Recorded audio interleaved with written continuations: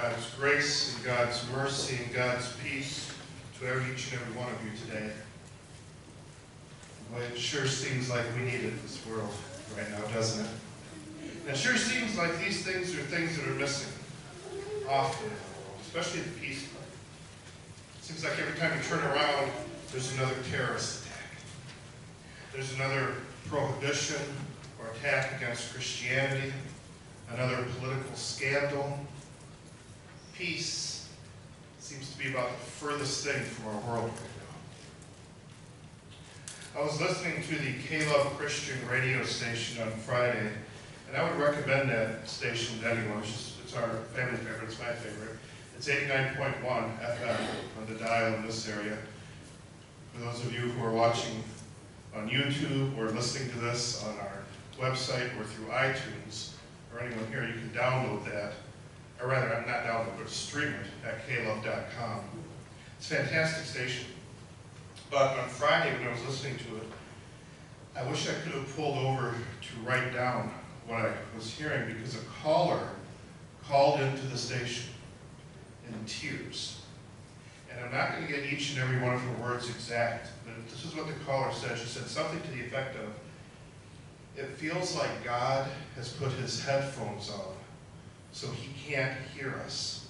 And he's turned away from us and said, just let them do whatever they want to do." And the radio announcers gave her the absolutely perfect answer. Perfect. They agreed with her that, yeah, things are kind of rough out there. And they agreed with her that it's getting worse. But they also reminded her of Jesus' sacrifice for sins. They reminded her of the ultimate victory that believers have through the cross and the empty tomb. And they reminded the caller and the listeners, all of us that were listening, that even out of this tragedy, the Lord can and does bring good. And while the caller agreed, and again she was crying and upset, and while she agreed, and while I'm sure everyone here would agree with those things, there's still the reality. There's a reality of the fallen world that we live in, and the sin that just seems to reign, untested and unrestrained all around us. Is God really in control? Is God still out there? Does God still care? Or maybe for some it's not about the world necessarily. It's not about France or Orlando or Baton Rouge or whatever the latest and not so greatest thing coming out of D.C. is. Maybe it's about our own homes and our own worlds. Maybe it's about unbelieving spouses or marriages that seem to be defined more by arguing and fighting than anything else. Financial problems, health problems, bad situations at work. Maybe there are students, in fact, actually, I'm going to share with you, I know, that there are some students who absolutely do not want to go back to school in the fall, not because, oh, my summer's going to be over, but they don't want to go back to school because they know what they're going to face in terms of some of the bullies that were messing with them last year that they know are waiting for them to come back in the fall. But for whatever the reason is, if we're honest, sometimes those questions are there, whether we speak them or just think them or feel them or wonder them in the back of our mind. Does God see me? Does God care about what I'm going through? Has God abandoned me? Did I do something wrong?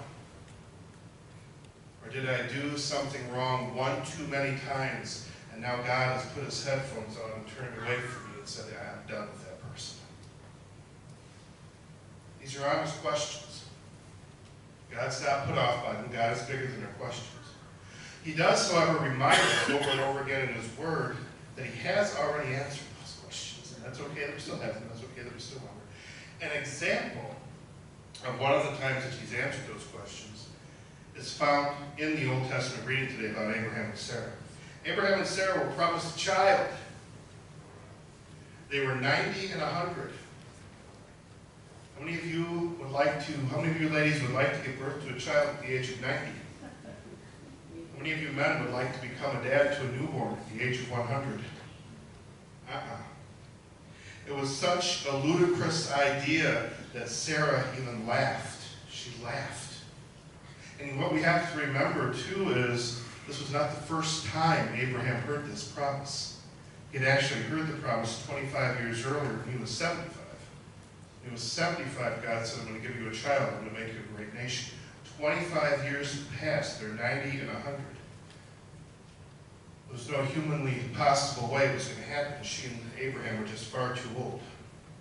And God's answer to Sarah's laughter is the same answer he gives to us and the world in times of doubt and despair, especially to his children. His answer he gave to her is the same answer he gives to us when we're facing those dark times, Is anything too hard for God?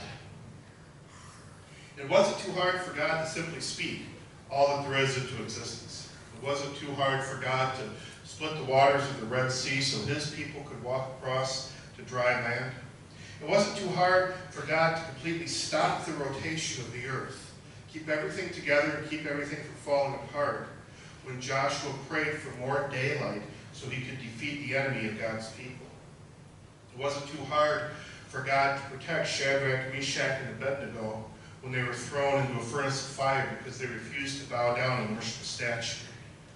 It wasn't too hard for God to take on flesh and bone in the womb of a teenage virgin girl.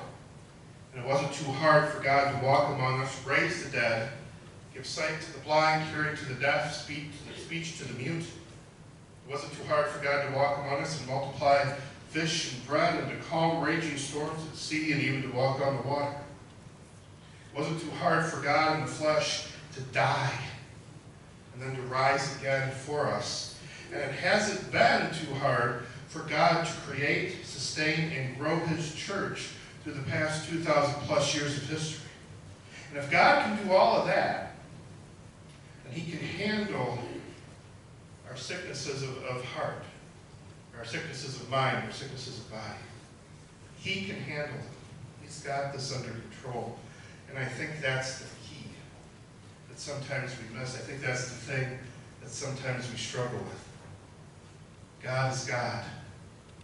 We are not. God is in control. In the dark times, in the times of uncertainty, in the times of wondering if there's any hope, the Lord reminds us, I'm here, and I'm not going anywhere. Even if people don't believe in me anymore, I'm still here. Even if the people I created and love wage war against my children who do believe in me and love me, I'm still here. Even when you can't see me, even when the bad guys seem to win, I am here. I have a plan, I have a purpose, and one day you're going to see it. One day you're going to understand it. I have a video I'd like to show you. It's called Show the Way by Kim Hill. Kurt, can you go ahead and just hit the space bar there? In this darkness, love will show the way. Whether it's the darkness encompassing the world, the darkness encompassing our homes. In the darkness, love will show the way. The truth is, he already has shown the way. When love incarnate went to the cross and came out of the tomb.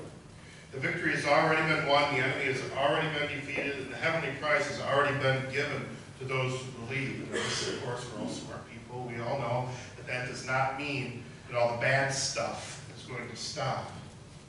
It doesn't mean the bad stuff in our world and in our individual lives are just going to go away now. That's not what it means. But rather, it helps us to remember that this life is a vapor.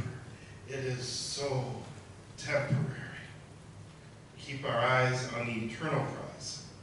That's what the Holy Spirit directed Paul to write about. In 2 Timothy chapter 4, Paul, or rather in the book of 2 Timothy, Paul is writing one of his last letters. He knows he's going to die. He knows he's going to be put to death. He knows he's never going to get out of prison again, a free man. It's one of the last things that he writes, and he understands that life is temporary.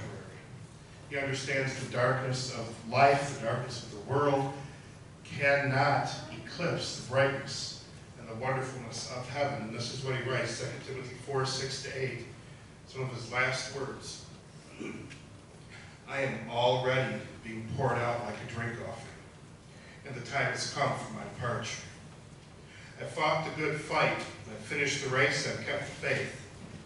Now there is in store for me the crown of righteousness, which the Lord, the righteous judge, will award to me on that day, not only to me, but to all who have longed for his appearing.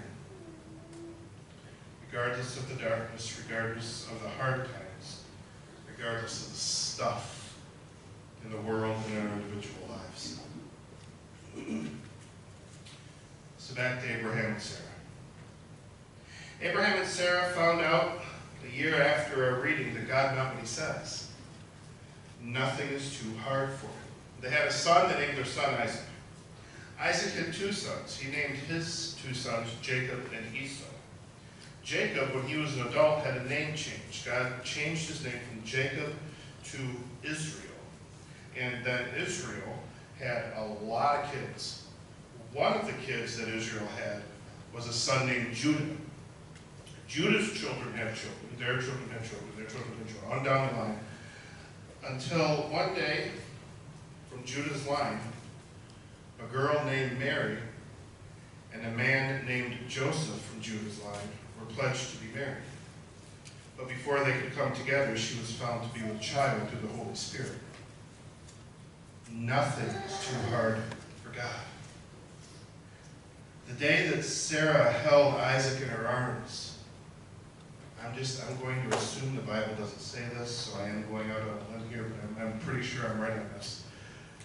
I highly doubt Sarah thought, wow, I'm holding the ancestor of the Messiah.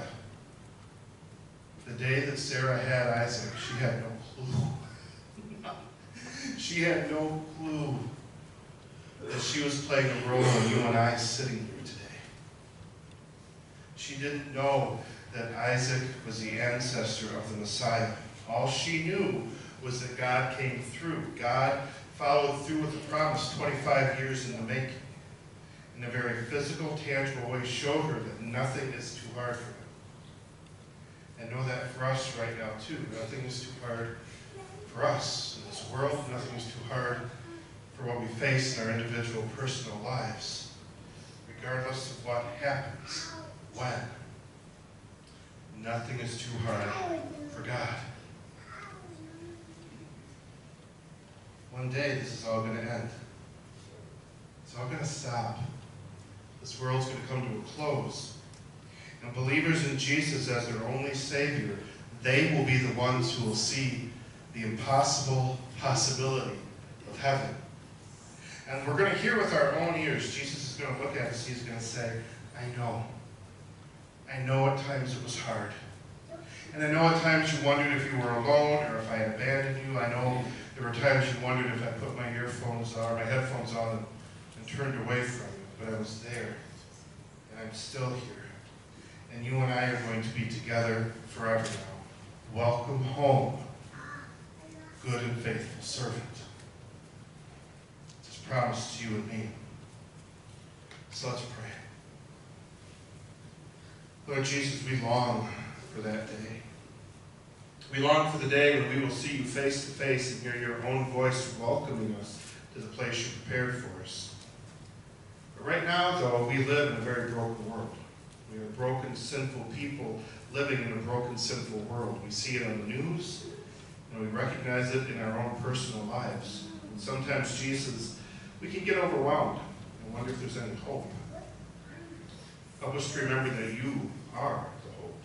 You are the hope that all of us have. You are the way, the truth, and the life.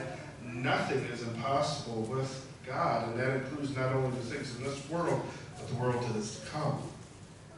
So we pray, be with us, Holy Spirit. Strengthen faith, drive us to your word where hope and peace are found. Make us bold to speak the name of the Prince of Peace into peaceless situations in our lives, neighborhoods, communities, workplaces, schools, to the ends of the earth. It's in your name we pray, Jesus. Amen.